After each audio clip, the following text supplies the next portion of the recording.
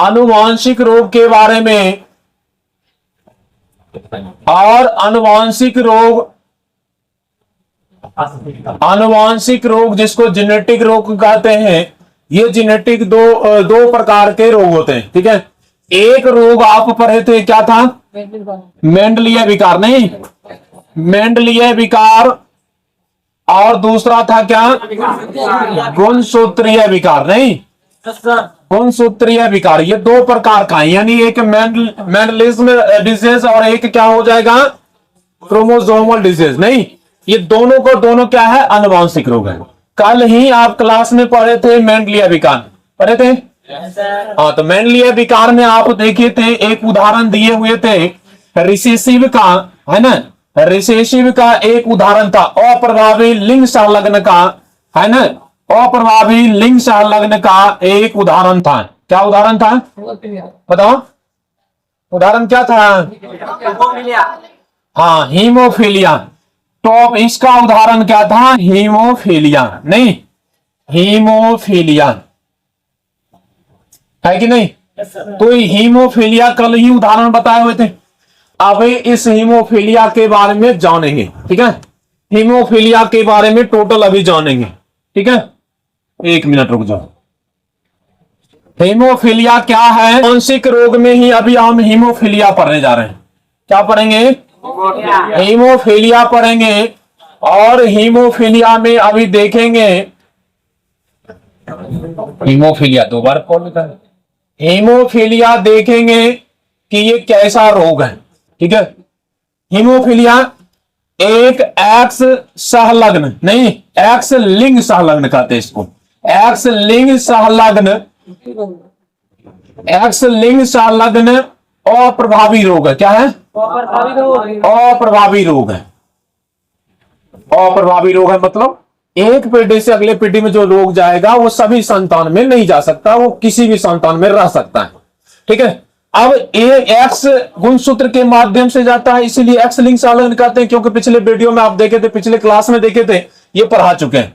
अब एक्स लिंग संलग्न अप्रभावी लक्षण है, तो इसमें जानेंगे कि ये रोग है आनुवांशिक रोग है, यानी हीमोफीलिया।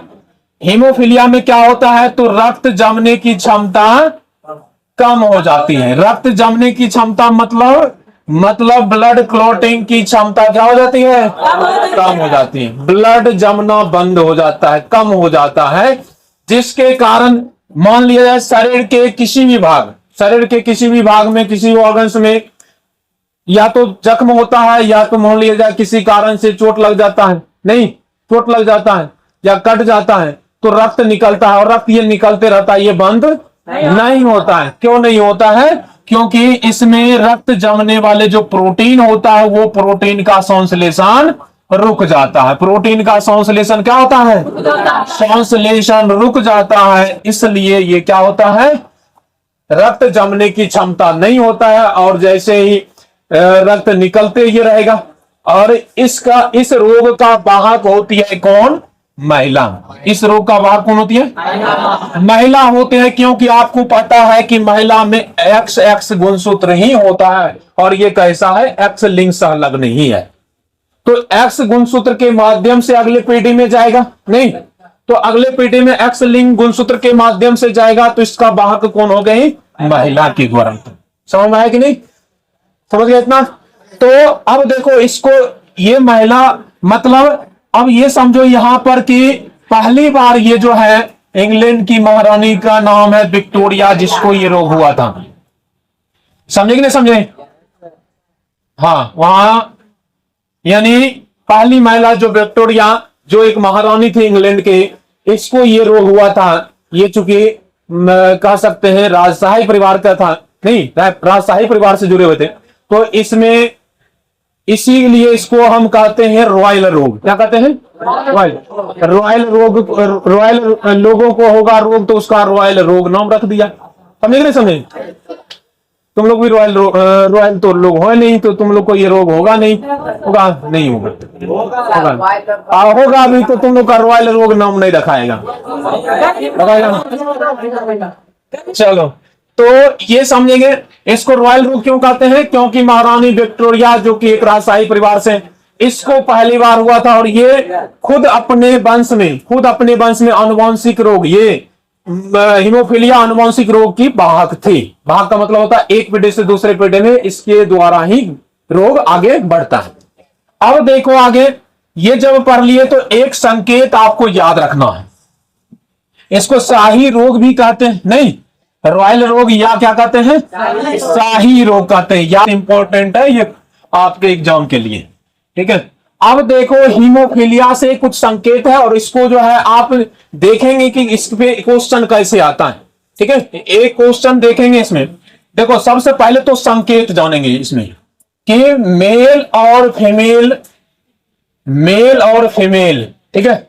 देखो मेल में एक आप देखते होंगे कि सामान्य रूप से गुणसूत्र जो है, सामान्य रूप से गुणसूत्र को हम कैसे लिखते हैं, एक्स वाई लिखते हैं, लिखते हैं नहीं लिखते हैं, समान रूप से एक्स वाई गुणसूत्र लिखते हैं, किसको, मेल को। और फीमेल के गुणसूत्र को क्या लिखते हैं, समान रूप से एस के गुणसूत्र को लिखते हैं एक्स और एक्स। ये तो सबको पता है नीरज कुमार, पता है। गैलेक्सी के जितने भी अनमोल रत्न है ये सब है ना, उसमें भी सबसे महान रत्न ये है नीरज कुमार, है ना। हाँ नीरज पठान नहीं, नीरज कुमार, ठीक है। चलो समझेंगे, समान रूप से देख लिए। अब देखो मेल में, अच्छा इसमें हम लिखाएं कि मेल रोग वाहक नहीं होता, तो इसका संकेत नहीं लिखेंगे, इसमें लिखेंगे मेल में ये रोग हो सकता है, तो लिखेंगे क्या, हीमोफीलिया रोग से ग्रसित मेल, यानी रोग से ग्रसित मेल, यानी मेल में जो रोग होगा तब उसका संकेत हम कैसे लिखेंगे ये जानेंगे। तो ये लिखते हैं एक्स पर पावर एच कर लिखते हैं, समझे, ये संकेत लिख ली। अब देखो ये फीमेल क्या होती है, वाहक होती है, मतलब इसके द्वारा ही अगले पीढ़ी में लक्षण जाता है, रोग जाता है, तो वाहक के रूप में इसको हम लिखेंगे, ये संकेत लिखेंगे, समझे कि नहीं समझे, इतना समझ में आ गया। रोग से ग्रसित होगा तो ये लिखेंगे, इसमें वाहक होगी तो ये लिखेंगे। अब एक और लिखना, ये तो वाहक हो गया, अब आगे लिखना है रोग से ग्रसित फीमेल, यानी जिसको ये रोग होगा, तो उसका संकेत हम क्या लिखेंगे, एक्स पावर एच और एक्स पावर एच, तो लिख लेंगे इसको, ठीक है, उतार लो इसको लिख लेंगे। अभी हम एक क्वेश्चन इस पे हम बनाने दे रहे हैं, ठीक है। एक किसी सामान्य पुरुष की शादी, लिखो ना क्वेश्चन लिखो, एक किसी सामान्य पुरुष की शादी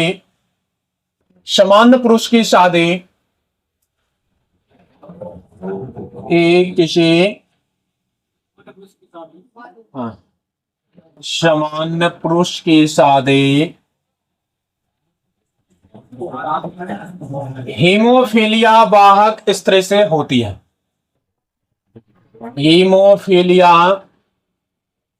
हीमोफीलिया वाहक महिला से होती है,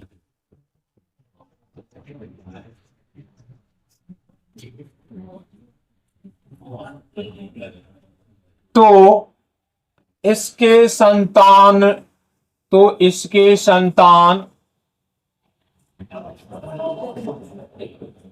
संतान होंगे, क्या होंगे बताओ, तो इसके संतान होंगे, क्या होंगे। अब देखो, अरे तो संतान तो होगा, संतान होंगे तो क्या होगा, देखो अभी कह रहा है किसी एक सामान्य पुरुष का संकेत अभी हम क्या लिखाए थे बताओ, एक्स वाई लिखाए थे। अब कह रहा है कि यानी सामान्य पुरुष की शादी किससे हो रहा है, हीमोफीलिया वाहक महिला से। हीमोफीलिया वाहक महिला की संकेत क्या लिखे थे, ये। अब देखो इसके संतान में रोग कैसे होता है ये समझेंगे। देखो इसको क्रॉस करने तो सीखेंगे हो, इसको क्रॉस करो, इससे तो क्या होगा बताओ तो, ये किसका संकेत है, किसका संकेत है रे, हाँ रोग वाहक महिला की, नहीं रोग वाहक, ठीक है। अब देखो ये फिर देखो, अब देखो इसको क्रॉस कराएंगे किससे, मान लीजिए इसी से कराओ, या फिर ऐसे नहीं कराओगे तो ऐसे, जैसे सीखोगे इसको क्रॉस कराओ किससे, इससे, तो ये क्या हो गया, ये हो गया, इसको क्या लिखेंगे, ठीक है, सामान्य महिला। ठीक है, अब इसको क्रॉस कराते हैं किससे, तो ये क्या प्राप्त हुआ है बताओ, ये संतान कैसा होगा, समान पुरुष होगा, यानी रोग से ग्रसित, यानी हीमोफीलिया से ग्रसित पुरुष नहीं, तो हीमोफीलिया से ग्रसित संतान, पुरुष यानी बोलेंगे, संतान बोलेंगे, तो संतान होंगे कैसे, हीमोफीलिया से ग्रसित, नहीं हीमोफीलिया से ग्रसित होगा, नहीं होगा, होगा। अब देखो एक इसको फिर क्रॉस करो किससे, इसको, अब देखो y और xy होगा, ये क्या होगा, सामान्य संतान, सामान्य यानी पुरुष यानी सामान्य मेल है ना, सामान्य संतान। तो आपको यहां पर क्या समझ में आया कि देखते हैं, अगर संतान में बात करें कि यानी फीमेल, टोटल फीमेल की बात करें तो इसमें से 50% में क्या है, रोग वाहक महिला। रोग वाहक महिला का मतलब यहाँ संतान क्या है, फीमेल, तो रोग वाहक फीमेल और यहाँ सामान्य फीमेल, तो 50% क्या है, 50% रोग वाहक है और 50% क्या है, सामान्य। उसी प्रकार इसमें देखते हैं संतान में, ये मेल में तो 50% रोग से ग्रसित है और 50% क्या है, सामान्य मेल है। इसका मतलब आप क्या समझे कि जब किसी आनुवंशिक रोग होता है तो ये आनुवंशिक रोग इस तरीके से अगले पीढ़ी में जाते रहता है, समझे। तो कोई भी संतान का हो सकता है, नहीं 50% इसका चांस बनता है, समझ आ गया इतना। तो हीमोफीलिया आज हम पढ़ लिए, आज बस इतना ही रहने दो, ठीक है। नेक्स्ट जो है आगे अगले क्लास में फिर पढ़ेंगे, हीमोफीलिया के बाद कलर ब्लाइंडनेस पढ़ेंगे अगले क्लास में, क्या